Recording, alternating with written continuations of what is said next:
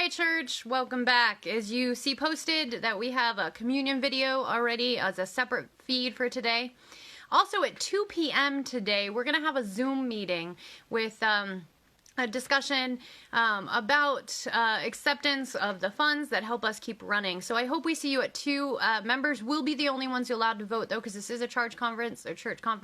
So you're welcome to follow it, but you will only be able to vote if you are a member. But we do hope we see you at 2 p.m. And that Zoom link is there. If you are not able to open that Zoom link, please call Regina Buller or Carrie Way or me, and we'll try to make sure that makes it accessible more for you.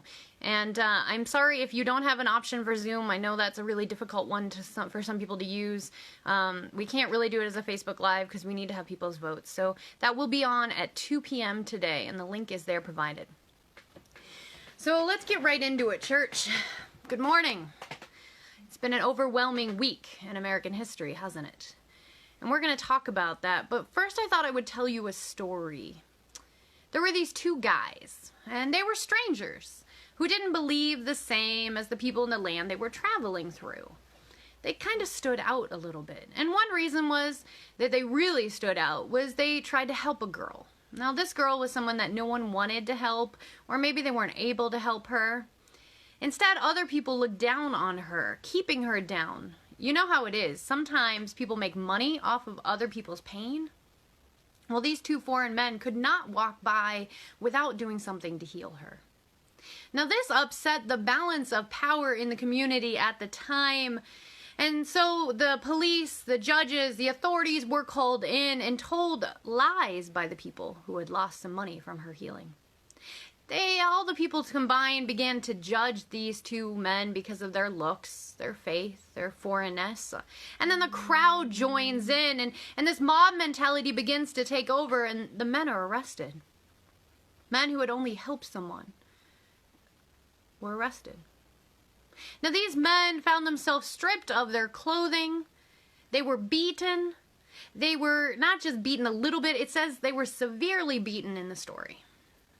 These once helpful men were left with broken bodies, thrown into prison to rot away. Discrimination, brutality, humiliation, oppression, power injustice, you name it, they faced it. And yet they didn't lose hope. Even more so, they didn't give up on God. They start praying and singing to God. They begin to teach the other prisoners around them not to give up and to not be pulled into the fear, the loss, and the pain. And you know what? God heard them. God sent an earthquake, ripping open the walls that held them down. It says that the earthquake shook the foundations. We all need sometimes to have our foundation shaken, don't we? Our world does. Well, the doors were opened by God. The chains were gone. Hallelujah, they were set free. But as we talk about that later, freedom will come from many ways and at many prices. You see, you would think this was the end of the story, but there is another side of a story happening here. There's another guy in this side character. A man who's the jailer, their prison guard. And he's not going to be free in this story. You see, if prisoners escape under his watch, he will be killed, and possibly his family. That sometimes happened at that time. So the man wakes up, he sees the walls gone, and he immediately thinks he needs to commit suicide because he cannot handle the thought of the torture or of seeing his family killed. But the prisoners say, "Hey, wait, man. It's okay. Don't harm yourself. We're right here. We wouldn't hurt you to help us." The jailer calls for the lights, and he can't believe it. It's true. The foreigners hadn't fled at all. They're right there, and so are the other prisoners. He's changed in that moment. A man who thought a second ago that death was the only option sees life before him, and he says, "How can I be like you? How can I be the kind of person that when you get locked away, you keep singing and praying? How can I be like you that has the kind of hope? Who is this hope giver? Tell me about this God of yours.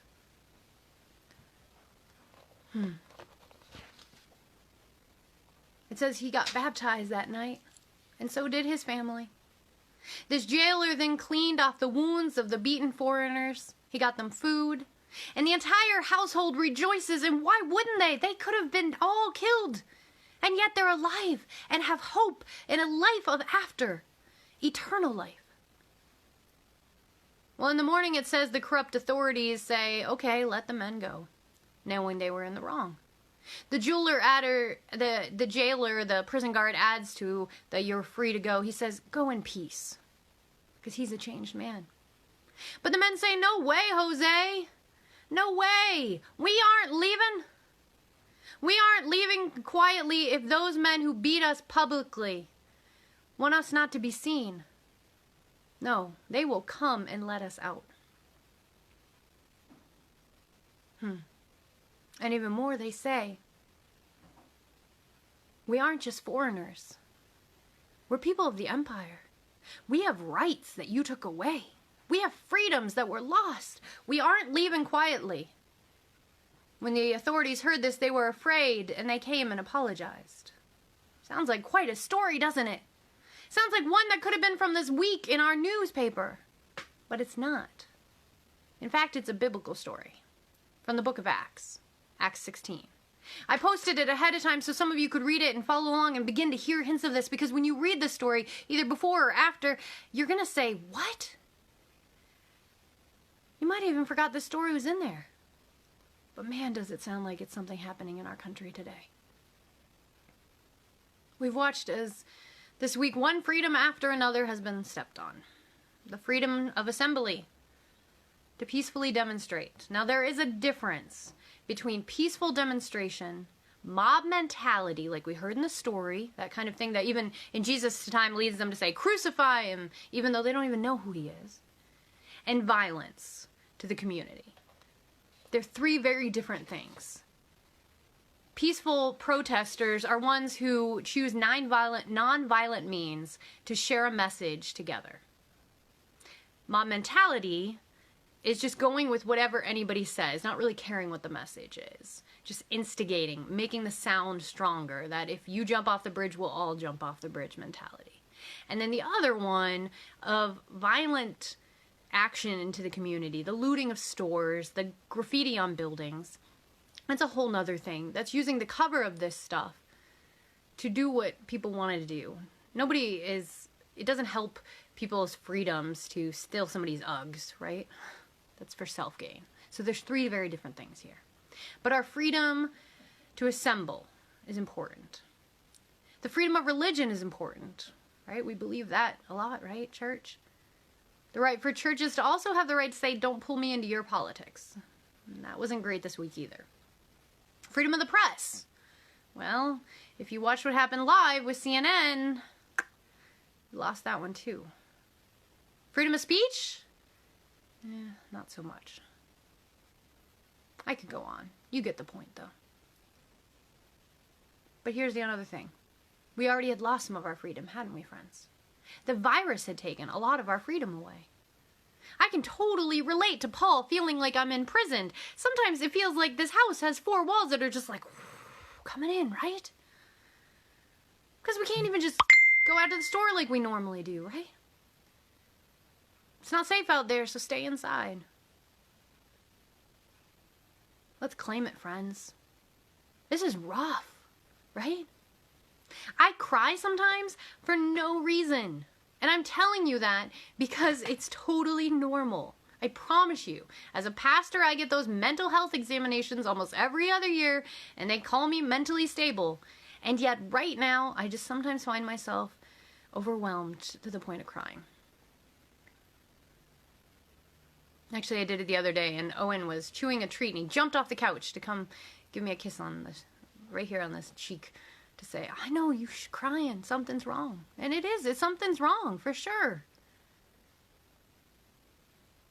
I live sometimes in what feels like constant fear that the people I love are going to be taken away, or that I'm going to get sick because of some weakness I have in my own body that normally I can live with, but maybe I couldn't with this. I know it's hard right now, and I know you're feeling it. And you are not alone, and you are not mentally unstable. It is okay to not be okay right now. That is okay. But to remember that you are not alone in this. That story tells us this too. Paul says to the jailer, you're not alone, we're with you here. We're not going to let you get hurt to make us free.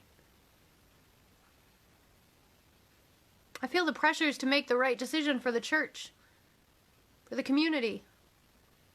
But honestly, we're making a lot of this up as we go, right? With very little research, just finding out new things every day. Everything's changing all the time. I know some of you are probably wondering, how am I going to go back to work? Or maybe you've already gone back to work and you're wondering if you're safe, or if your kids are going to be safe when you go to school, or when you're going to get to see your spouse in the nursing home, or when you're going to get to have a funeral for a loved one. Because we need to grieve. The virus took those freedoms away. It's okay to say that. It's okay to feel like that's happened. In New Hampshire, we say live free or die, and it's never felt more free. Like feeling like that's a sentence to us, right? But friends, in our little state today, we passed the 5,000 positive mark, and many other states are much higher. But I'll tell you what, one hospitalization, one death is too many. Because that's one spouse, one child, one brother, one sister, one loved one. When I checked it an hour ago, just to keep it as up to date as I could, it was at 100,791. Can't even process that kind of number. And if I told you the worldwide number on here, I think I would cry live feed. Too many, friends, too many. But we're not just fighting one virus, are we? Because look at the stats, even in our little state of New Hampshire, and whatever state you're in, you can find these stats too, right?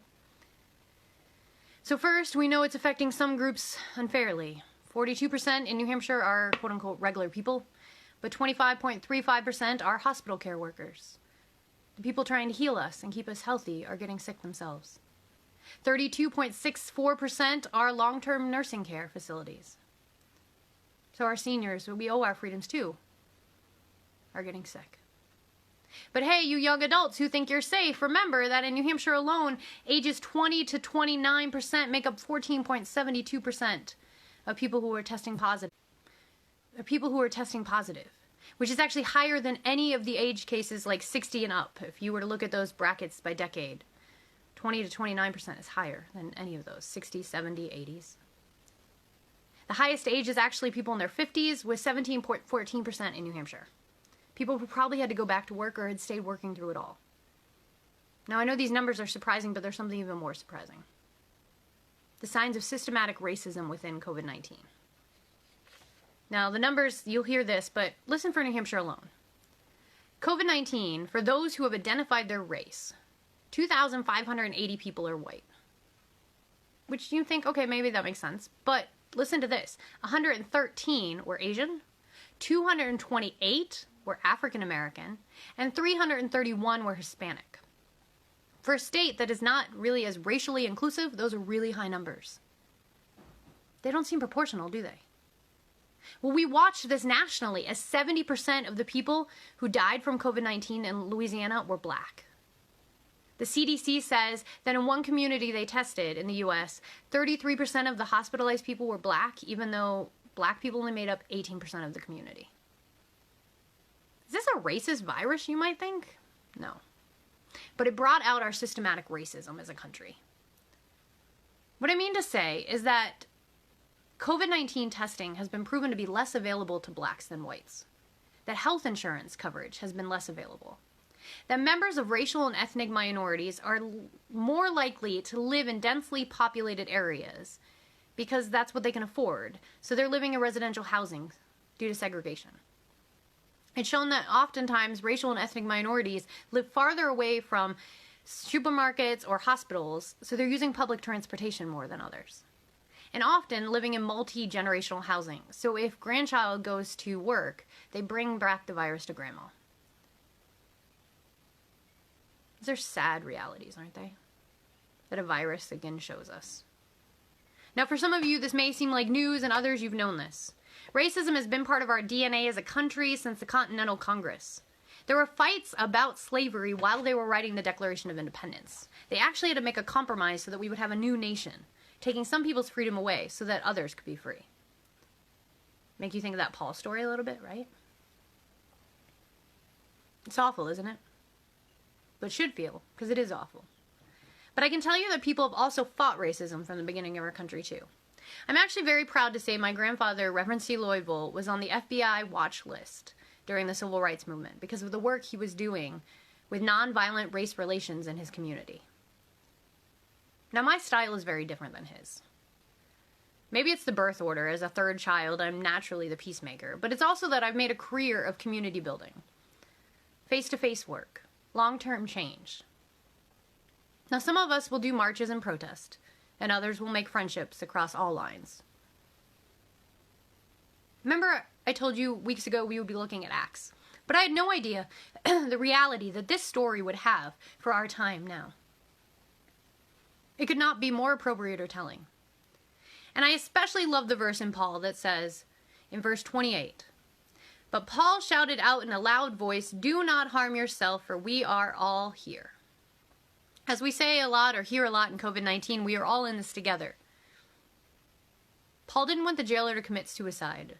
Instead, he sought John Wesley's rule, do no harm. Even in the midst of being unfree, he sought the freedom of others. Because he understood there were lots of types of prisons and jails. And some were worse than his own. We stand in the time of year between Memorial Day and Pentecost and July 4th, the time of freedom. And freedom can mean a lot of things to different people. Just look at the debate about opening up businesses. For some, freedom is having their shop back. For others, freedom is having the safety to not have to return away from their homes. Freedom comes in different ways, but we know what it feels like.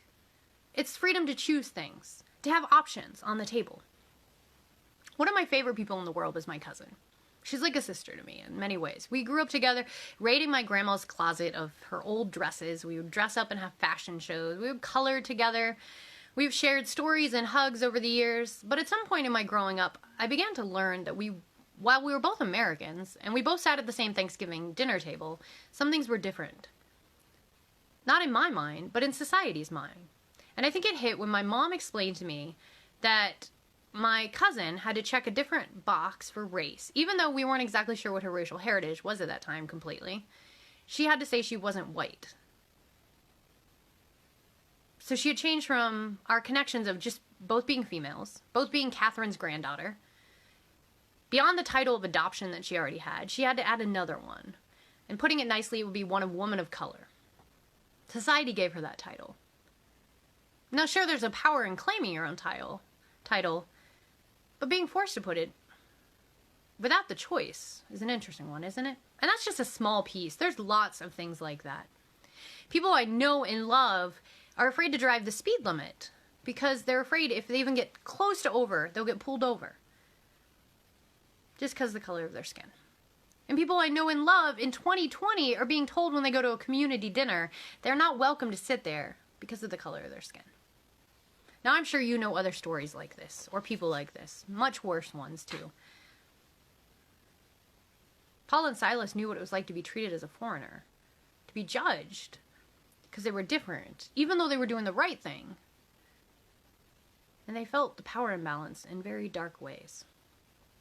When we're all in this together in the U.S., it's not exactly true, is it? So how do we help? How do we help as people lock down? How do we help prisons? Like Paul and Silas. We'll come back to that. But I want you to see something in his story. He's going to give us 6 steps. Prayer, sing, witness, do no harm, make change, and be public. We'll break down those individually. So number 1, prayer is power. And it isn't balanced. Prayer works. I believe that. Sometimes you have doubts, right? Did it make a change? But it does. Prayer, systematically done, can be one of the most powerful things in the world. God is above the control of anything that we set up. So praying for people, for healing, for our country, for our world, praying for hope, praying for true freedom for all people, that can make a change itself. That's how Paul starts, with prayer. And then he sings. The slaves During the time of slavery, we found a great breadth of hymns arise up. African American spirituals. I taught one to the kids during craft week time this week. Singing the African American spirituals and telling the stories to the next generation about that time is really important. Some of our greatest Christian hymns were African American spirituals, and sometimes we don't even label them that way. These were songs of hope, of living into trying times. They remind us of the troubling history of our country, yes, but they're just as valuable right now in this troubling time with the virus and with the unrest of racism. It's people who had faith to not be let down, no matter what they faced. We can take these hymns, and I invite you to look them up on the internet. Find out what are some of the songs you didn't know all along were actually amazingly powerful songs of freedom. Witness. The third thing Paul and Silas did. They're witnessing to God's abiding love, even within the prison. No matter where you are right now, if you're in your home, or if you're in the hospital, if you're in a work setting, or if you're in the nursing home, no matter where you are, you have the ability to witness, to give hope, to give love. You can do that with all kinds of things. You can give cards, you can give positive Facebook messages. Remember, friends, positive Facebook messages can be one of the most powerful things right now. We don't need more negativity in our world. We need positivity, hope. Peaceful demonstrations, hope-filled phone calls, writing to senators. Whatever feels right to you right now to be a witness, do it. From where you are, you have power, my friends, even in that prison that you feel like you're in. Paul did. He had power. He changed the face of that story by not giving up on God. Others saw it and wanted to know what held his hope. Do no harm. Remember to do no harm. If you're posting on Facebook, like I said, make it something positive. Don't hurt. Give help. If you're protesting, wear a mask, please. And if you can, practice social distancing. To help one group is great, but if it harms another group, that's not doing much. Yeah, systematic change is needed, but if it kills more than it helps, is that the right systematic change? Don't use the cover of a protest to destroy property that doesn't belong to you. There's some dark stuff going out here, friends, right now. I have a friend whose sister has had to call in the FBI because her neighbors have threatened her and her children. I know you're seeing these things, these stories. But also, don't put blame on other people. Try to spend love out. Great ways to help right now are to know that everybody, in some ways we are in this together. Even our police officers. A great thing to do right now is to send cookies or send a message of prayer. Pray for your officers. Pray for your authority people. There are some bad police officers out there, but there's bad people in every field. There are also some really good ones out there who are doing great work, who are trying to live in this time just as much as you. So pray. Pray hard. Make change. Don't come out of this the same. Doing the same thing over and over again does not make anything better. And it doesn't make us better. I don't know what it's going to look like when we come out of all of this. I don't know when we're going to come out of all this, or if it'll be even during our lifetime of when we come out of all of this. But don't let yourself be the same person as you were when you came in. For some of you, I've already heard you did your first demonstrations. For others of you, I heard that you sent cards to the police officers in your town. Just saying, I know it's a difficult time in this country, and I wanted you to know I'm thinking of you. One of the biggest present challenges we have as a country in this issue is our prison situation. COVID-19 has been a breeding ground for the virus in prisons, and it's disproportionately affected African Americans. Why? Well, in 2015 alone, African Americans and Hispanics combined only made up approximately 32% of our population in the U.S., but they made up 56% of the population in prisons. In 2014, there were 2.3 million African Americans in prisons out of the total of 6.8 million. These numbers don't add up, do they? And it gets even weirder. Like, African Americans are incarcerated 5 times the rate of whites. And African American women are jailed double the time of white women. This is not logical, and it's very wrong. And we've known it for a long time. Maybe this is a change that has to happen. So that leads us to the final step. Paul taught it to us. Be public. Paul would not go quietly out of the jail, even though his freedom was offered. He knew that others weren't going to be free if he didn't make a change. He could have run for the doors when they were first open.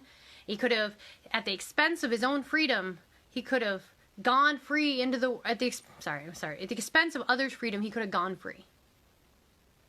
The jailer would never have been baptized. His family might have killed. But he didn't.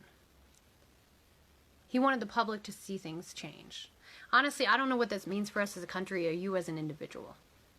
But I do know the NAACP has a slogan right now that says, "We are done dying." And it sounds a lot like what Paul was saying.